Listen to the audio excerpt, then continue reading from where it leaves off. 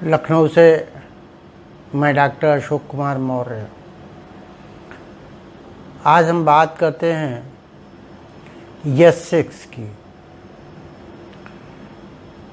ये एस्क्रोफुलासो ग्रुप की रेमेडी है और इसके कई नाम हैं, जिसमें जैसा कि आप सभी लोग जानते हैं, इसे एस्क्रोफुलासो 6 के नाम से जाना जाता है। दूसरा स्टेमेटल 6, मेटाबॉलिज्म रेमेडी 6 और सोलिडागो CP के नाम से जाना जाता है। एक ही मेडिसिन के कई नाम इलेक्ट्रोहोम्योपैथिक में रखे गए हैं, लेकिन सोलिडागो CP एक ऐसा नाम है जो उसी तरीके से है जैसे किसी पौधे का बॉटेनिकल नेम रखा जाता है, यानी दुनिया में इस नाम की दूसरी कोई मेडिसिन नहीं होगी। ये नेम जर्मन के डॉक्टर थुडरक्रास ने रखा था। तो हम बात करते हैं S6 की। S6 एक ऐसी रेमेडी है जिसका प्रभाव किडनी पर होता है। जैसा कि आप सब जानते हैं, किडनी हमारे शरीर का एक महत्वपूर्ण भाग है। किडनी हमारे शरीर में फिल्टर का काम करती है। यदि कोई फिल्टर ही खराब हो जाए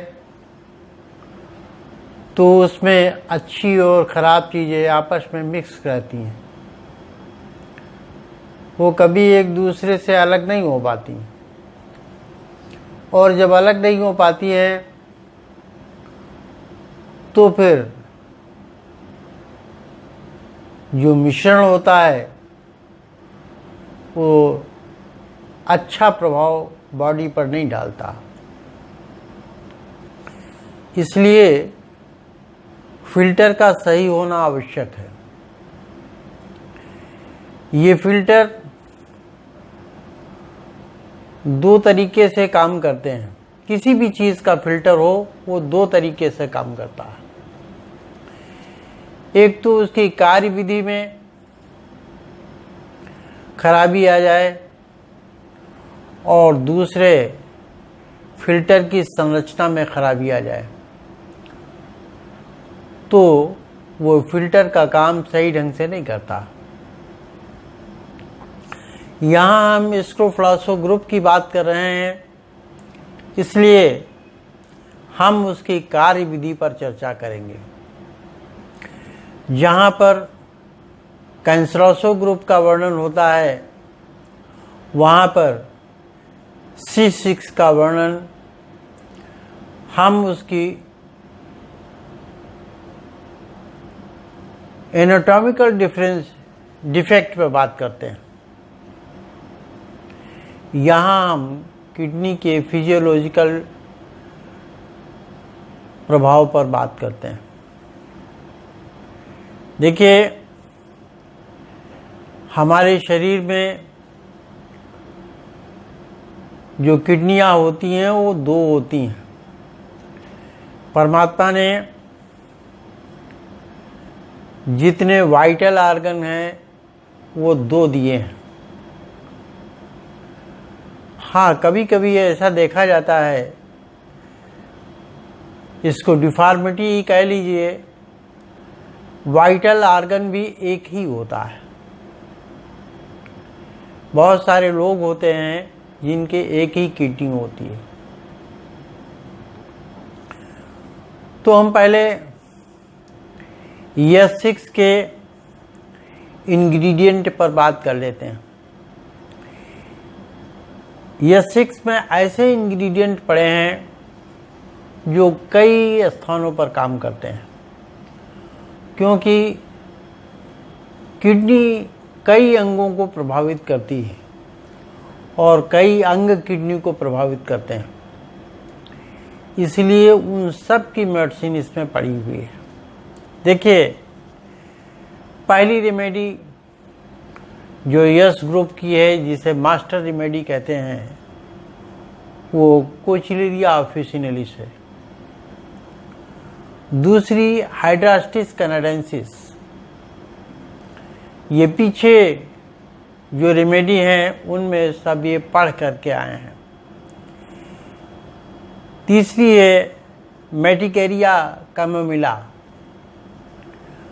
नस्टर्शियम ऑफिसिनालिस, और सातवीं है स्माइलेक्स मेडिका।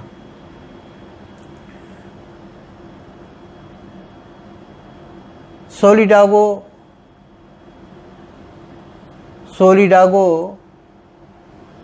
वर्गेरिया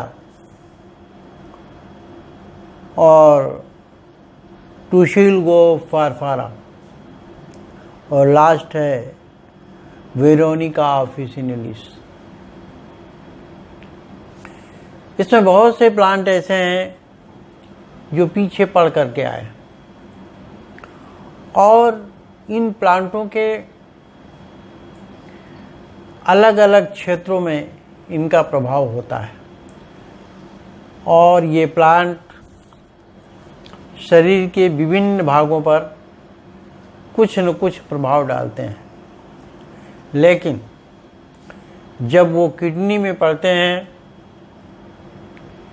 यानी किडनी की दवा में पड़ते हैं, तो इनके अनुपात अलग हो जाते हैं,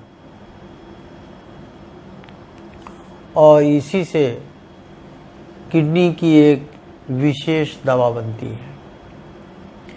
देखिए, यहाँ मैं एक बात और समझाना चाहता हूँ, वो ये है कि इसमें 9 प्लांट तो पड़े हुए हैं। हो सकता है कि इसके कुछ प्लांट उपलब्ध न हो, तो उसके स्थान पर इंडियन प्लांट भी शामिल किए जा सकते हैं। मैंने बार बार ये कहा है कि जो लोग 114 प्लांटों की बात करते हैं, उन्हें बंद कर देना चाहिए, क्योंकि पैथी प्लांटों की संख्या से बंधी नहीं होती, वो औषधि बनाने के प्रोसेस से बंधी होती है। वही प्लांट आयुर्वेद में होते हैं, वही प्लांट होम्यो में होते हैं, वही इलेक्ट्रो में होते हैं, और वही यूनानी में होते हैं। लेकिन औषधि बनाने के तरीके से पैथियाँ अलग अलग हो जाया करती हैं।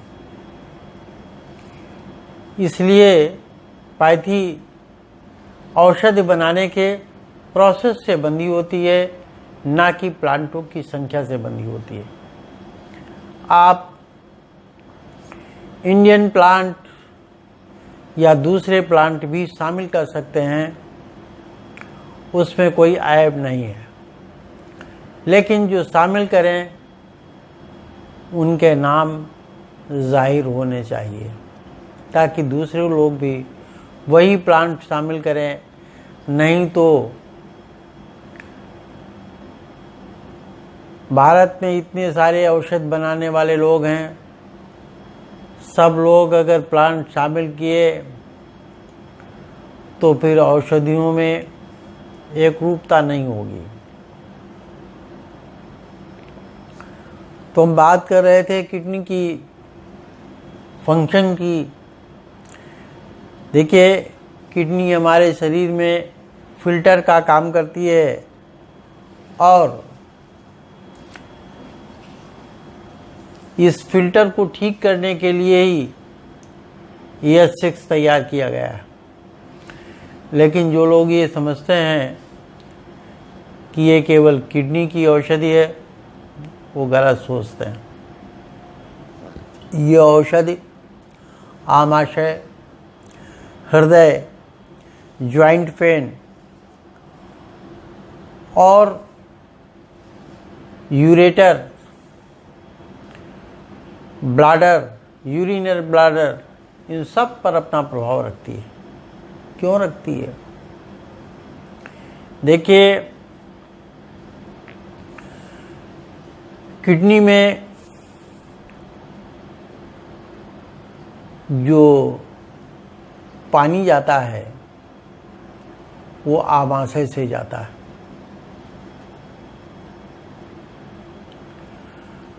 हम पानी जो पीते हैं वो आमाशय में पीते हैं और जाता है, निकलता है किडनी के थ्रू।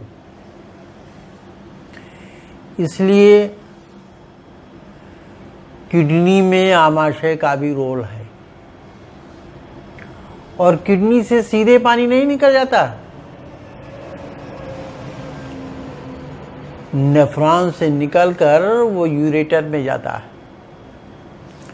यूरेटर से भी पानी नहीं निकलता है, यूरेटर से पानी बाहर नहीं आता, वो ब्लैडर में जाता है। ब्लैडर से भी पानी बाहर नहीं आता, वो यूरेथ्रा के जरिए बाहर आता है। इसलिए यह 6 आमाशय से लेकर के यूरेथ्रा तक की औषधि है। और इतना ही नहीं, ये हार्ट की भी रेमेडी है, क्योंकि किडनी जब खराब होती है तो हार्ट पर भी असर पड़ता है, उसका फेफड़े पर भी असर पड़ता है, उसका ज्वाइंट पेन पर भी प्रभाव पड़ता है। देखिए, मान लीजिए किडनी ने अपना फंक्शन धीमा कर दिया। धीमे होने के बहुत से कारण हो सकते हैं। थोड़ी देर के लिए अब मान लेते हैं कि किडनी ने अपना फंक्शन धीमा कर दिया। जब फंक्शन धीमा हो जाएगा तो जो पानी है,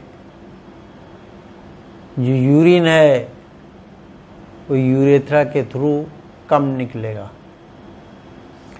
जब कम निकलेगा तो उसके अंदर जो गंदगी है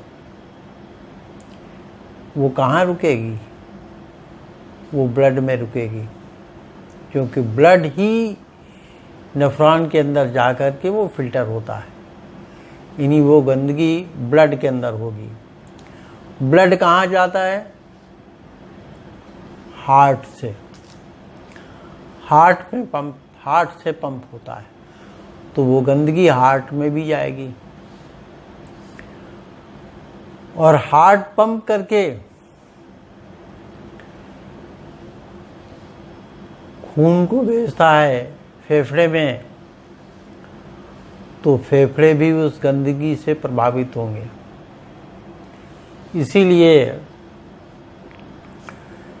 जब यूरिन ठीक नहीं होता, कम होता है, तो दिल की धड़कन बढ़ जाती है, हार्ट को कार्य अधिक करना पड़ता, श्वास तेज चलने लगती, दमा उखड़ जाती है। क्यों?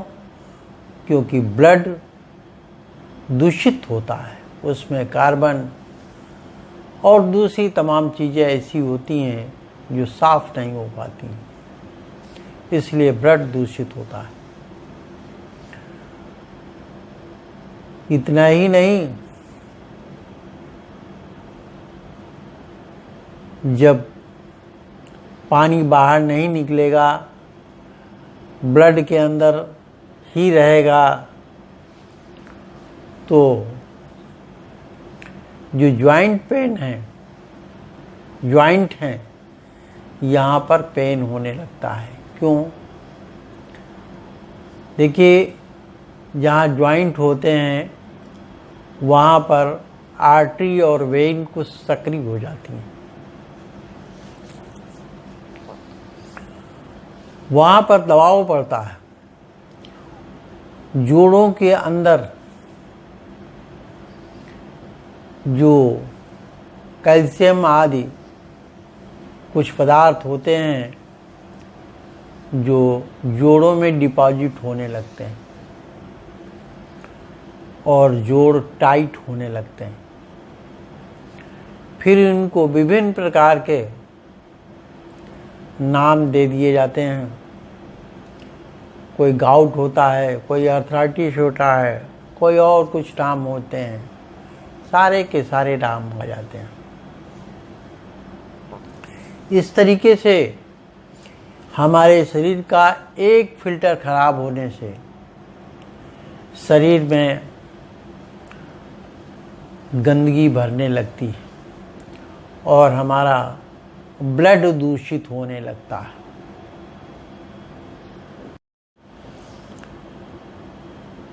जब हमारा ब्लड दूषित हो जाता है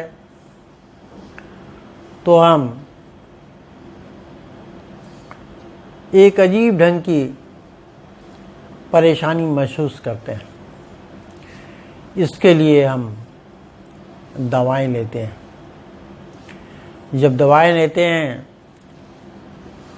तो उसमें जब S6 विभिन्न कॉम्बिनेशंस के साथ में जिनकी हमारे शरीर को आवश्यकता होती है, S6 जब हमारे शरीर में जाती है तो किडनी के फंक्शन को ठीक करती है, फिल्टर को ठीक करती है। जब फिल्टर ठीक हो जाता है तो यूरिन यूरेथ्रा के थ्रू होने लगता है, जिससे शरीर में जमी हुई गंदगी निकल जाती है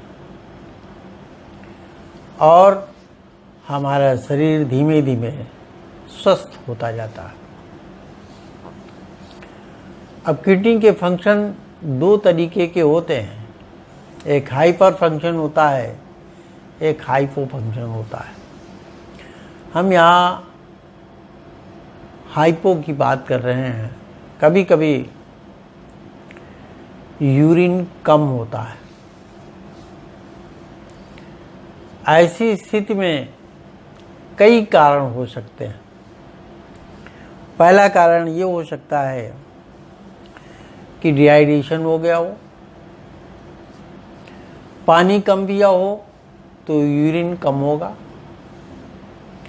हमें देखना पड़ेगा कि पेशेंट पानी सही ढंग से ले रहा है, क्योंकि पानी कम लेने से यूरिन की मात्रा कम हो जाती है और जब कम हो जाती है तो जो फिल्टर होना चाहिए, पानी में घुलने वाली चीज़ें होती हैं वो घुल नहीं पाती और बॉडी से निकल नहीं पाती। इसीलिए आपने देखा होगा कि जाड़ों में लोग पानी कम पीते हैं तो जोड़ों की तकलीफ बढ़ जाती है, क्योंकि जो पानी में घुल करके निकलने वाली चीज़ें होती हैं वो पानी में घुल नहीं पाती।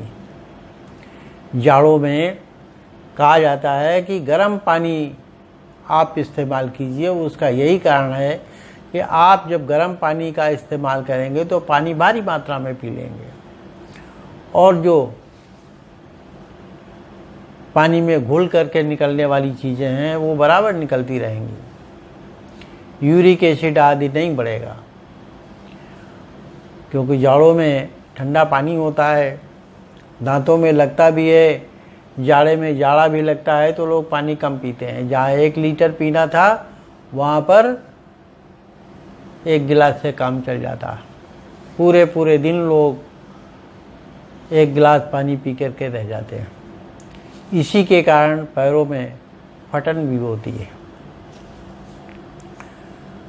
दूसरा कारण ये हो सकता है कि स्टोन हो, इसके कारण यूरिन न हो रहा हो। तीसरा ये हो सकता है कि कहीं पर अन्य प्रकार का कोई अवरोधन हो जिसके कारण यूरिन न हो रहा हो। हमें इन सारी चीज़ों को देखना पड़ेगा। तीसरा वो हो सकता है कि इसमें कहीं पर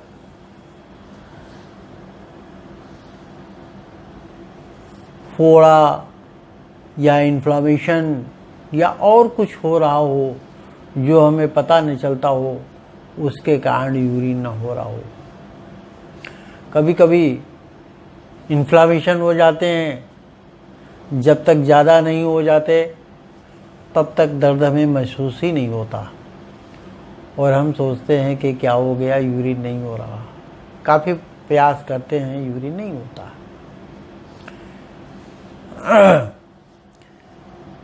यूरिन का रंग लाल होना, एक ये भी समस्या होती है। यूरिन का रंग लाल हो जाता है तो लोग ये समझते हैं कि यूरिन में ब्लड आ रहा है। कई कारणों से यूरिन का रंग लाल हो जाता है। कोई मेडिसिन ऐसी ले रखी हो, बी कॉम्प्लेक्स ऐसी, तो यूरिन का रंग इतना पीला होता है कि वो लाल जैसा महसूस होता है। एक मेडिसिन आती है फेराजोलिडॉल एलोपैथ में, उसको लेने से यूरिन का रंग बहुत पीला हो जाता है। चुकंदर खाने से यूरिन का रंग लाल हो जाता है। तो खाने पर भी डिपेंड करता है यूरिन का कलर। इसलिए चिकित्सक को इस बात का ध्यान रखना चाहिए कि भोजन क्या किया है।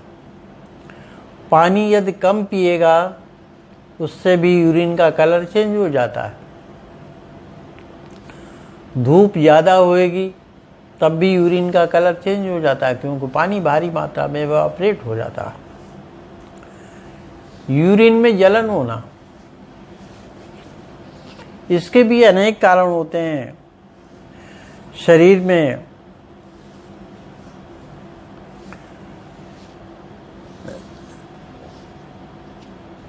कोई छछड़े, रेशे या अन्य कोई चीज़ें फंसने वाली हो जाती हैं ब्लैडर के अंदर। अब ये क्या होते हैं,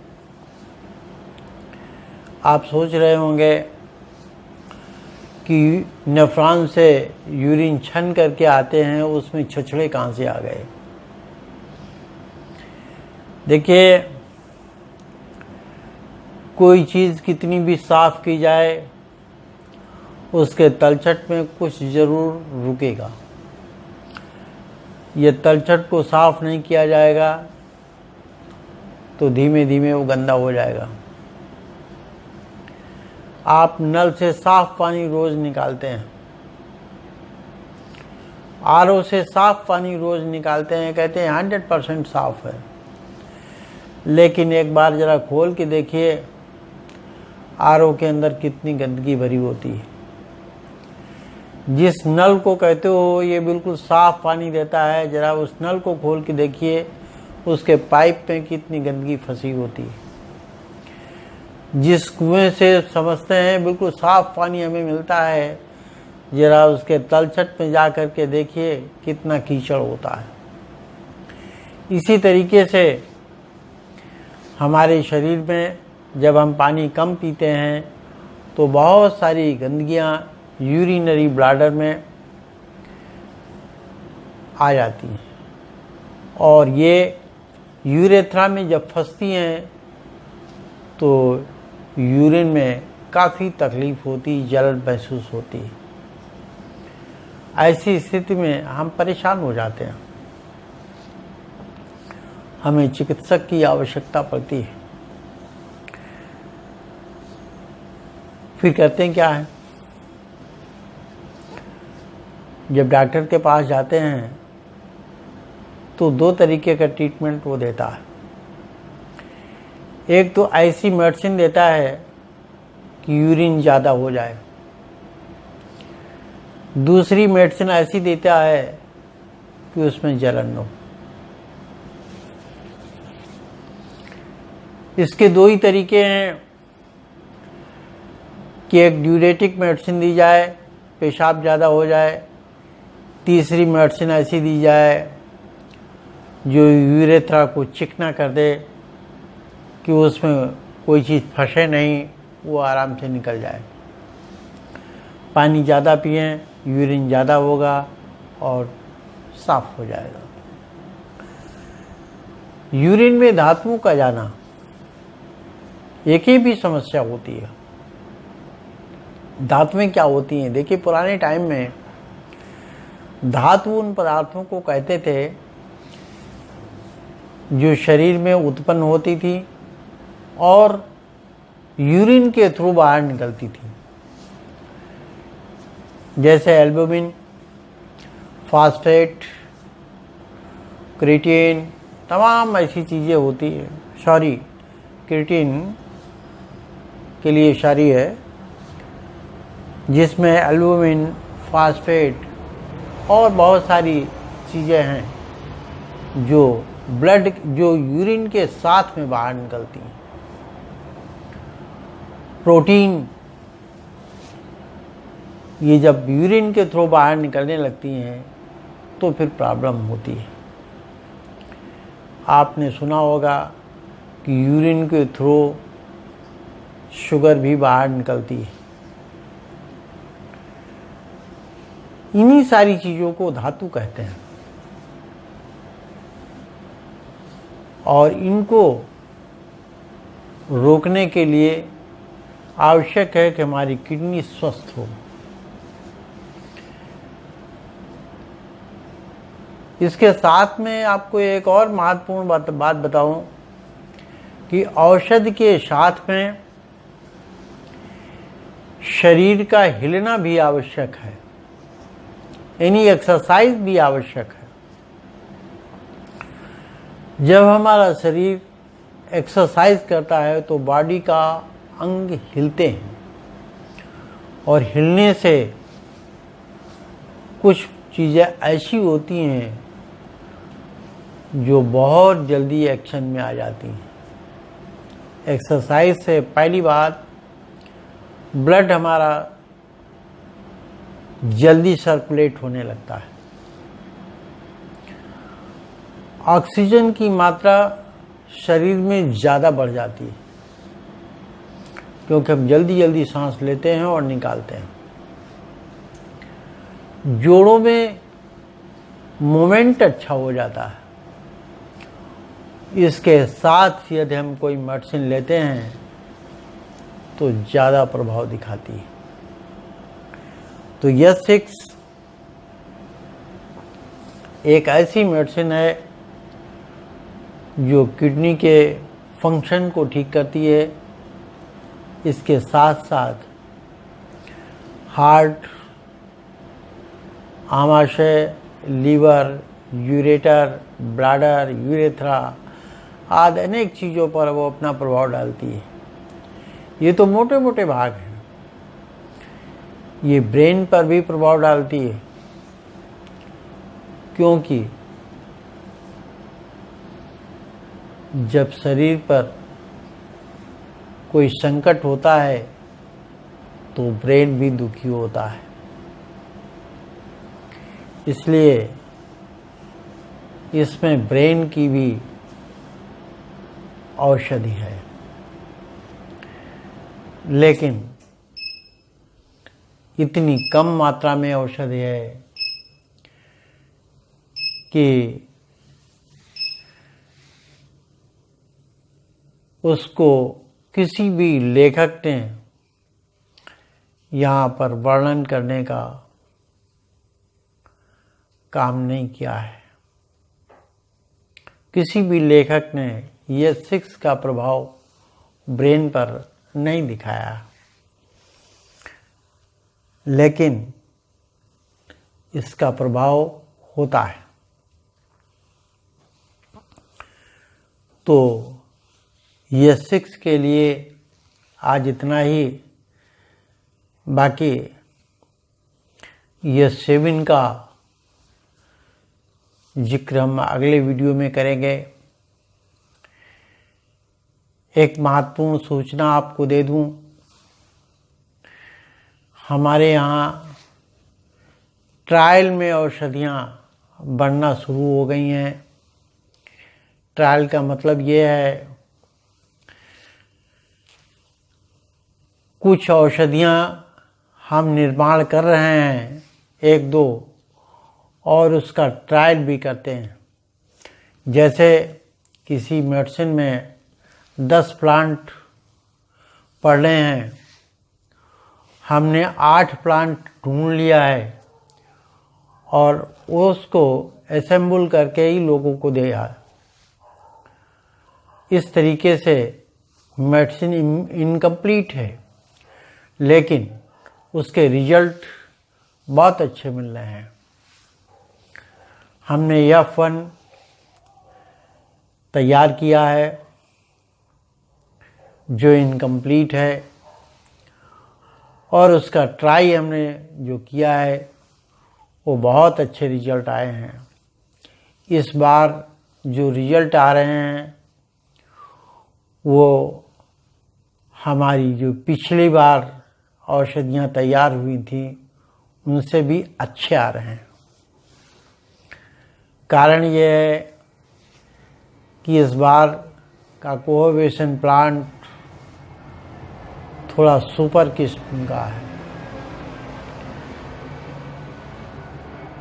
लेकिन उसमें जो कमी आ गई है हम जल्दी ही उसको ठीक कर लेंगे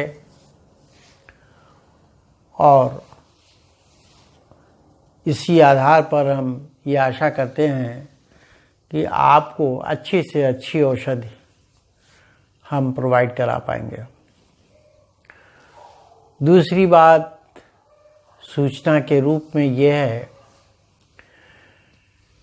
कि हमारी बुक का फॉन्ट सेट हो गया है। कौन सा फॉन्ट उस पर लगेगा इसका सिलेक्शन हो गया। अब शायद इस हफ्ते के अंदर हमारी बुक आ जाए प्रूफ रीडिंग के लिए, और फिर 10-15 दिन के अंदर बुक छप के आ जाएगी। इस हफ्ते का मतलब है आज फ्राइडे है, अगले फ्राइडे तक।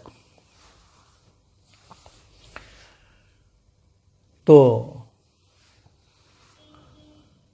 यदि परिस्थितियां सामान्य रहीं तो संडे को लाइव मिलेंगे, उसकी सूचना हम आपको देंगे। तब तक के लिए लखनऊ से डॉक्टर अशोक कुमार मौर्य आपसे विदा लेता है। धन्यवाद।